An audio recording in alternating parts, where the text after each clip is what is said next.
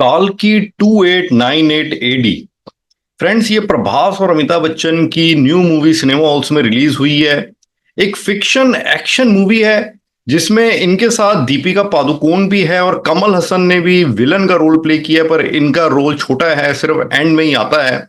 और ये मूवी, जैसे इसका नाम है काल्की 2898, ये 2898 है, सन 2898, यानी अब से लगभग 850 साल आगे तब की ये स्टोरी है। और वैसे ये पिक्चर बहुत ही बड़े बजट में बनी है, 600 करोड़ के बजट में, और इंडिया की अब तक की सबसे एक्सपेंसिव मूवी है। और बॉक्स ऑफिस पे भी ये हिट हो गई है, 1000 करोड़ ये कमा चुकी है। और ये जो इतना महंगा बजट है वो बात तो मूवी में नजर आती है।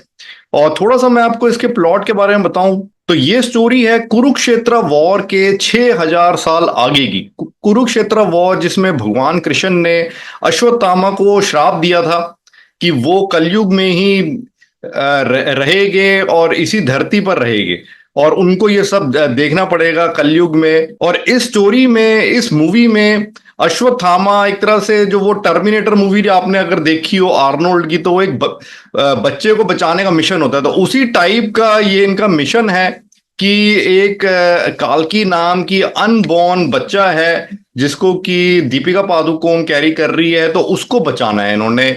और ये इस मिशन पे एक तरह से ये पूरी पिक्चर है, क्योंकि वो बच्चा भगवान का अवतार होगा।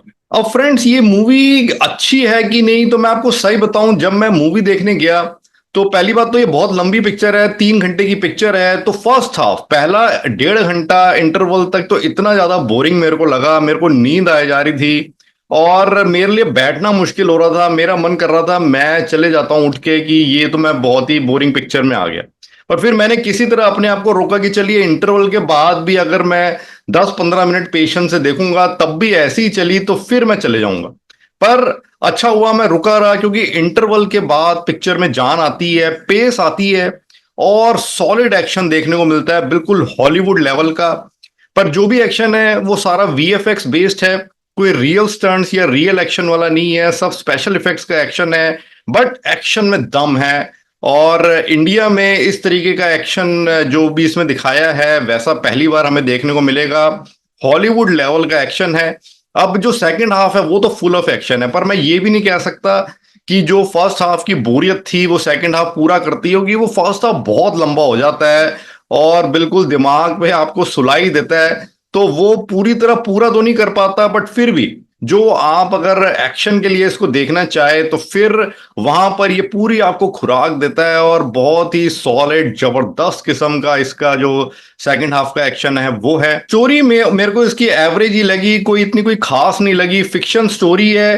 पर अगर आप इसमें ऐसे सोचे कि कुछ जो महाभारत थी तो ऐसा कुछ आपको अच्छी चीज महाभारत के बारे में सीखने को मिलेगी, तो वो तो मेरे ख्याल से नहीं है, क्योंकि डायरेक्टर ने अपने हिसाब से तोड़ मरोड़ के चीजों को पेश किया है। तो इसको आप एक फिक्शन मूवी के तौर पे ही ले, सिर्फ एंटरटेनमेंट के तौर पे, तभी सही रहेगा, तभी आप इसको एंजॉय कर पाएंगे। और इस मूवी में कईयों का कहना है कि अमिताभ बच्चन छाए हुए हैं, ये अमिताभ बच्चन की मूवी है और प्रभास कुछ खास नहीं कर पाए। अब देखिए, ये बात सही भी है, पर मैं थोड़ा प्रभास को डिफेंड भी करना चाहूंगा यहाँ पे, क्योंकि जो करेक्टर प्रभास को दिया गया, एक तो वो कॉमेडी एक्शन टाइप का करेक्टर था, तो इसमें ये आधे टाइम कॉमेडी करते नजर आए, तो वहां पर ये इन पे सूट नहीं की। और दूसरा हम देखें कि इसमें जो अमिताभ बच्चन है वो अश्वत्थामा का करेक्टर प्ले कर रही है, तो वो इसमें अमर है, तो वो ज्यादा पावरफुल दिखाई है। तो इनके बीच जो भी फाइट्स होती है तो उसमें अब ये डायरेक्टर की जो स्टोरी है वही इसी तरीके से है कि अमिताभ बच्चन भारी साबित हो गए, तो उस वजह से भी ऐसा लगता है कि प्रभास हल्के लग रहे हैं। पर ये तो जैसे जो स्टोरी लिखी गई है, जो करेक्टर है, उस वजह से है, अदरवाइज प्रभास ने भी इसमें अच्छा ही काम किया है। और दीपिका के लिए ठीक ठाक इसमें रोल है, कोई इतना ज्यादा स्क्रीन टाइम नहीं मिला है। मेन तो ये अमिताभ बच्चन और प्रभास के कंधों पे टिकी है और दोनों ने बढ़िया काम किया है। अब सवाल है कि क्या ये मूवी हमें देखनी चाहिए कि नहीं। देखिए, मैं इसको रिकमेंड नहीं करूंगा हॉल पे देखने के लिए। ओटीटी पे आए तो आप देख सकते हैं, बट फिर भी आपकी अगर बहुत इच्छा है तो आप फिर भी उसको जाके सिनेमा हॉल्स में देख सकते हैं।